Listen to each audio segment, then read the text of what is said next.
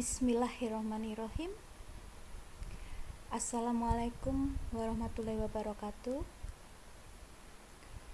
Pada hari ini kita bisa kembali bertemu dengan cara virtual dan kalian bisa belajar kembali dalam pelajaran dasar pengendalian hasil mutu pertanian. Pertemuan yang lalu kita sudah belajar atau mempelajari bab pertama tentang teknik pengendalian mutu, sehingga kalian bisa memahami materi yang ibu berikan melalui video ataupun modul yang bisa kalian dapatkan di classroom.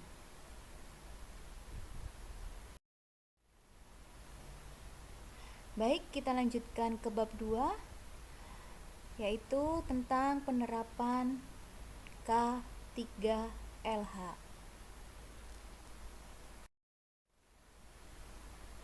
Apa itu K3LH?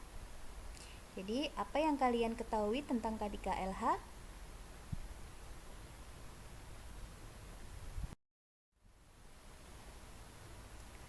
K3LH itu adalah keselamatan dan kesehatan kerja lingkungan hidup.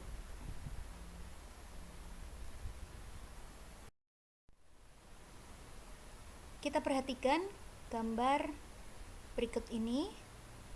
Di sini terlihat ada seseorang yang menggunakan pakaian dari dua sisi, dari sisi sebelah kanan dan dari sisi sebelah kiri. Apa perbedaannya? Dan coba kalian amati secara detail dari atas sampai bawah ya. Nah, kita lihat dari bagian atas terlebih dahulu ya. Dari kepala. Perhatikan untuk yang sebelah kanan, perbedaannya dengan sebelah kiri adalah yang sebelah kanan itu rambutnya terlihat keluar.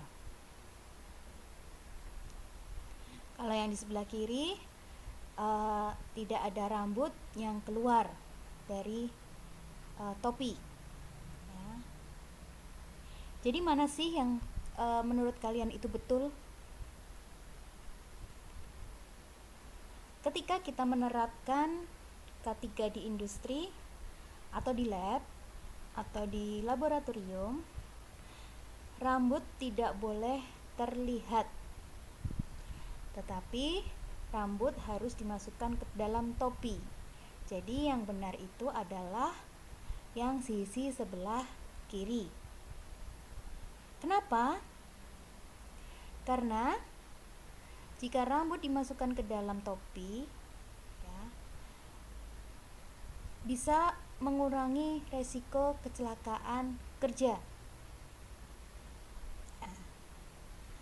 Kalau misalnya rambut yang tidak dimasukkan ke dalam topi ya, contohnya ketika kita melakukan proses produksi, kita tidak tahu nih ya, nanti rambut kita istilahnya akan jatuh ke dalam makanan atau produk yang dihasilkan. Kemudian kita bisa melihat paling bawah ya, terlihat sisi sebelah kanan menggunakan sandal dan sisi sebelah kiri menggunakan sepatu.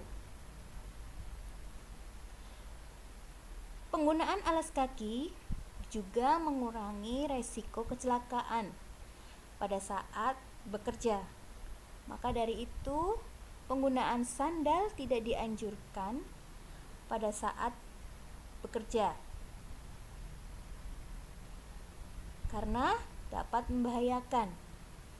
Contohnya kepleset, kejatuhan benda atau alat yang berat kemudian tajam, bisa juga kesiram air panas ataupun bahan-bahan kimia yang lainnya. Jadi pada saat bekerja ya, harus dianjurkan untuk menggunakan sepatu khusus atau yang disebut dengan safety shoes. Tujuannya apa? Tujuannya untuk melindungi kaki dari hal-hal yang tidak diinginkan dan menerapkan K3 yang benar pada saat bekerja. Nah, jadi gambar ini adalah salah satu penerapan dari K3. Kenapa kita harus menerapkan K3? Gunanya untuk menjamin keselamatan diri sendiri dan kesehatan kerja di lingkungan kerja. Jadi pada saat praktikum di sekolah kita diwajibkan untuk menerapkan K3LH.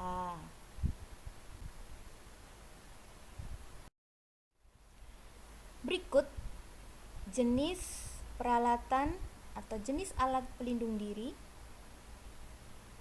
yang dipakai di tempat kerja seperti pabrik, di laboratorium, atau di tempat praktikum. Ya. Jika kita lihat ada beberapa macam pelindung diri di atas sampai bawah, dari atas sampai bawah, yaitu kita mulai dari yang atas dulu. Yang pertama, pelindung kepala. Kemudian yang kedua, pelindung mata dan muka. Yang ketiga, pelindung telinga. Yang keempat, pelindung tangan. Yang kelima, pelindung badan. Dan yang keenam, pelindung kaki. Jadi dari sini kita bisa melihat jenis alat pelindung diri mulai dari atas sampai bawah.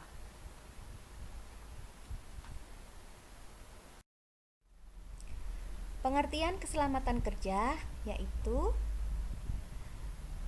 usaha untuk sedapat mungkin memberikan jaminan kondisi kerja yang aman dan sehat untuk mencegah kecelakaan, cacat, dan kematian sebagai akibat kecelakaan kerja pada setiap karyawan dan untuk melindungi sumber daya manusia.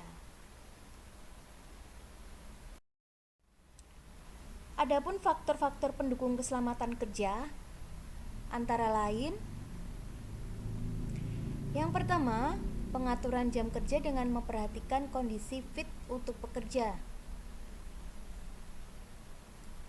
Yang kedua, pengaturan jam istirahat yang memadai untuk menjaga kestabilan untuk bekerja. Jadi, setiap karyawan atau pekerja yang ada di suatu industri itu harus diberikan yang namanya jam istirahat untuk menjaga kesehatan atau kestabilan untuk bekerjanya. Kemudian yang ketiga, pengaturan penggunaan peralatan kantor yang menjamin kesehatan kerja. Yang keempat, pengaturan sikap tubuh dan anggota badan yang efektif yang tidak menimbulkan gangguan ketika bekerja. Yang kelima, penyediaan sarana untuk melindungi keselamatan pekerja.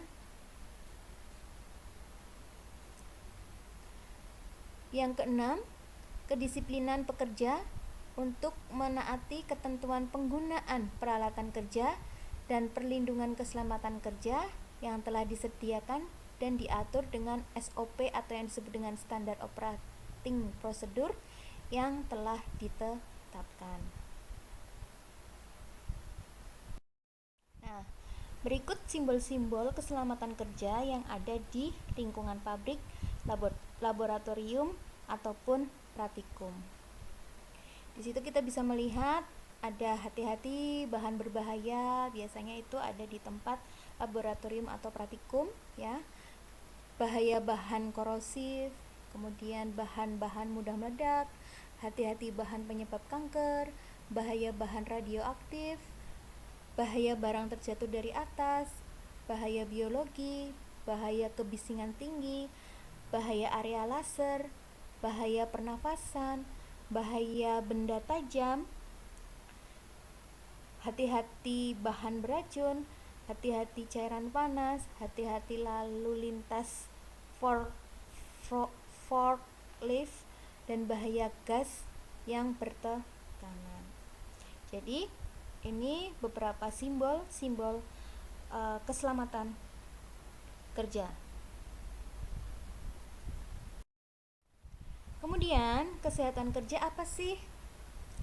Kesehatan kerja adalah suatu kondisi yang optimal atau maksimal dengan menunjukkan keadaan yang fit untuk mendukung terlaksananya kegiatan kerja dalam rangka menyelesaikan proses penyelesaian pekerjaan secara efektif.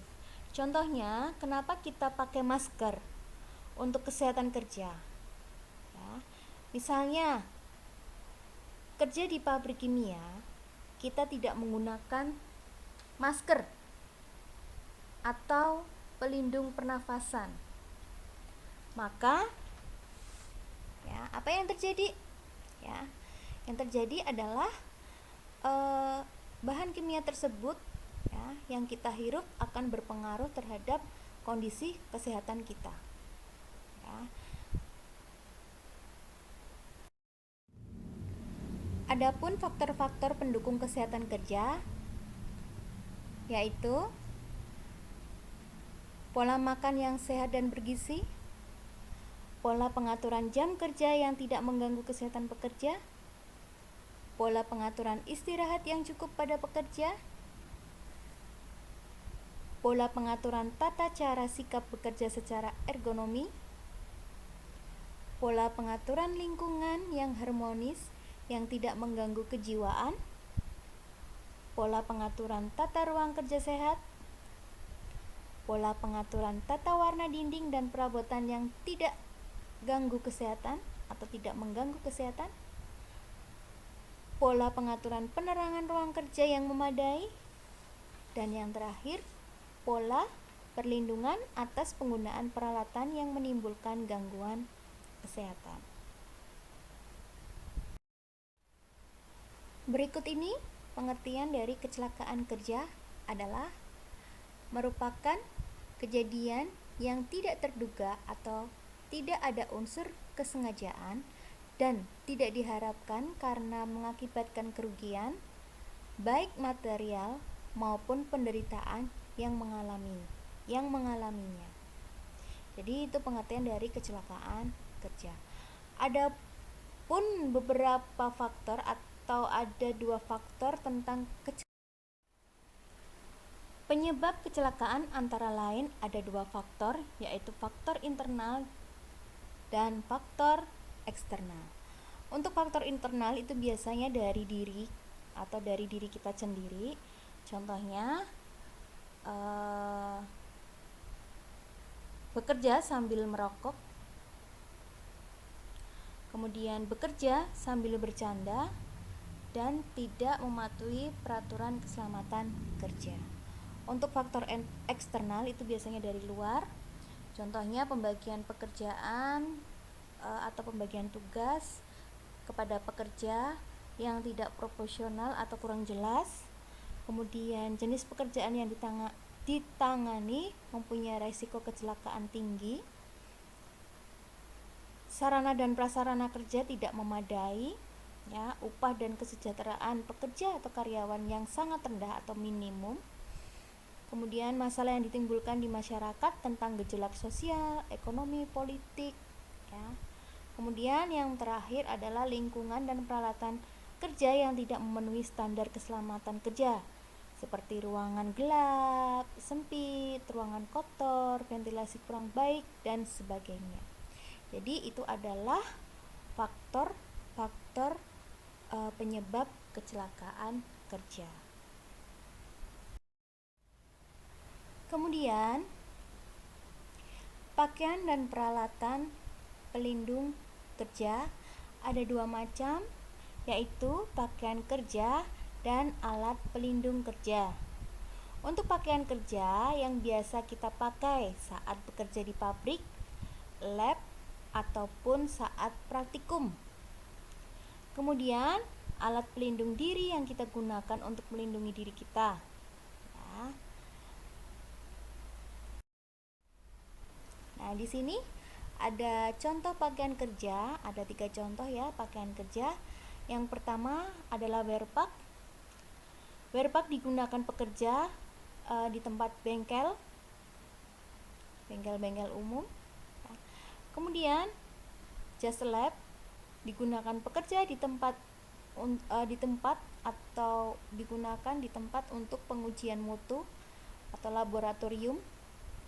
Kemudian apron itu digunakan pekerja di tempat produksi. Jadi produksi itu contohnya memproduksi makanan. Pakaian kerja dapat melindungi diri dari berbagai kotoran dan bahaya pada saat kita bekerja. Ada 6 alat pelindung diri, yaitu yang pertama pelindung mata dan wajah, sarung tangan, sepatu, topi pengaman, pelindung telinga, dan yang terakhir pelindung mulut dan pernapasan. Berikut ini contoh alat pelindung diri. Yang pertama, pelindung mata dan wajah atau yang disebut dengan safety glass. Digunakan untuk melindungi mata dari terik matahari dan melindungi wajah dari debu, percikan bahan kimia, sinar yang menyilaukan, dan radiasi. Kemudian yang kedua, sarung tangan. Sarung tangan dipakai untuk berbagai kegiatan. Ya, jadi fungsinya melindungi tangan dari tumpahan atau percikan bahan kimia beracun atau memiliki konsentrasi tinggi, goresan benda tajam, dan untuk menghindari panas. Kemudian yang ketiga, sepatu atau safety shoes atau boots digunakan untuk mencegah pekerja terpeleset karena lantai licin, melindungi kaki dari gigitan hewan atau serangga, tetesan atau percikan bahan kimia, atau peralatan benda yang jatuh. Kemudian yang keempat, topi pengaman berfungsi melindungi kepala dari kemungkinan benda-benda yang jatuh atau untuk mencegah kontaminasi pada kepala. Kemudian yang kelima, pelindung telinga berfungsi melindungi telinga dari kebisingan. Kemudian yang keenam, alat pelindung mulut dan pernafasan digunakan untuk melindungi mulut dan hidung dari bahan berbahaya berbentuk seperti gas, debu, atau asap pekat yang dapat masuk ke dalam tubuh melalui mulut atau hidung. Jadi ini ada 6 contoh alat pelindung diri beserta fungsinya.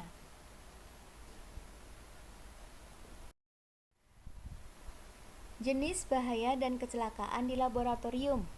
Ya, karena kita sering bekerja di laboratorium atau praktikum, ya, di tempat praktikum. Jadi jenis bahaya apa saja sih yang bisa terjadi di laboratorium? Jenis bahaya yang pertama adalah keracunan, iritasi, luka bakar, sengatan listrik, radiasi, dan kebakaran pada kulit.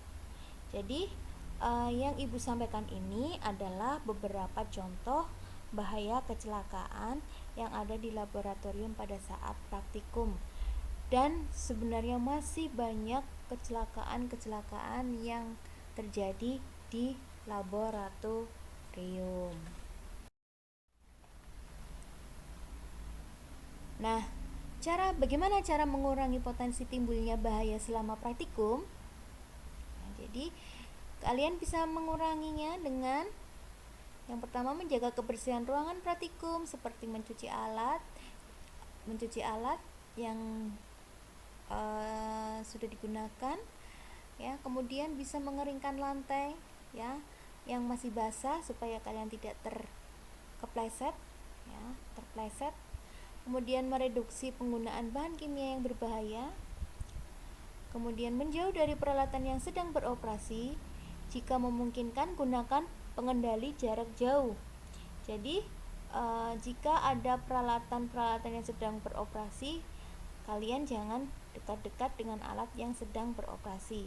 Atau sekarang ini peralatan kan sudah canggih, jadi bisa menggunakan remote untuk pengatur atau mengatur jarak jauh dengan menggunakan jarak jauh, ya. Kemudian menggunakan monitor elektronik sebagai pengganti pengamatan agar retina mata tidak rusak. Kemudian menghindari penggunaan bahan kimia berbahaya atau bersifat toksik. Kemudian sosialisasi program K3 dan menegakkan sanksi jika ada yang melanggarnya. Dan yang terakhir, menjaga sirkulasi udara melalui ventilasi atau memasang exhaust fan, ya.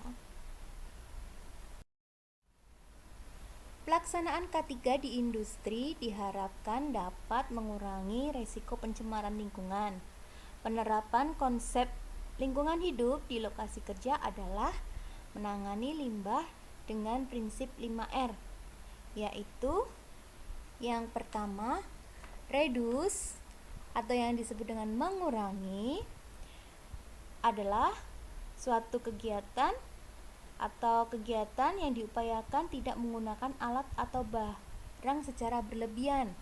Contohnya, kita dapat mengurangi penggunaan bahan baku yang dikemas dengan plastik. Untuk penggunaan kemasan plastik tidak ramah lingkungan dan memerlukan waktu yang cukup lama untuk penguraiannya. Reuse atau menggunakan kembali.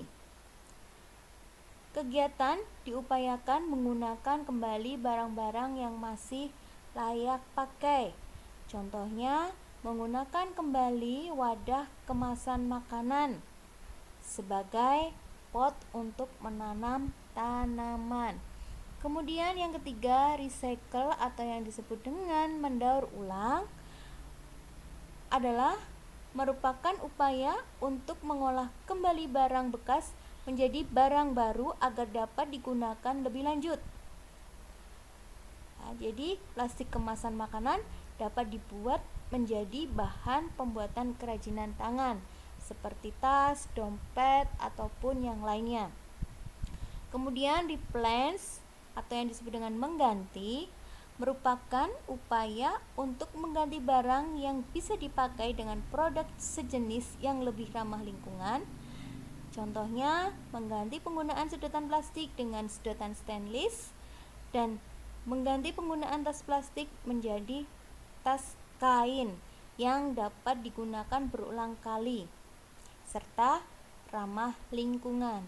Kemudian yang terakhir, replant atau yang disebut dengan menanam kembali merupakan kegiatan membuat taman atau menanam di lahan kosong. Kegiatan ini bertujuan menjaga kelestarian lingkungan sehingga mengurangi efek global warming. Berikut ini Ibu akan memberikan contoh dari reduce, reuse, dan recycle. Bisa kalian lihat, ya.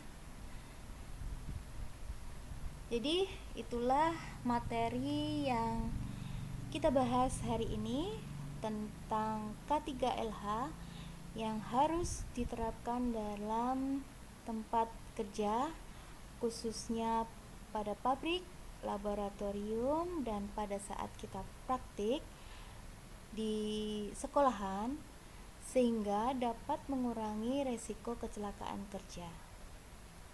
Semoga materi yang Ibu sampaikan bisa kalian pahami, ya, bisa kalian pelajari juga, ya. Jika penjelasan dari Ibu kurang jelas menurut kalian bisa mencari referensi tentang K3LH yang lainnya. Sampai berjumpa di materi selanjutnya. Terima kasih atas perhatiannya. Wassalamualaikum warahmatullahi wabarakatuh.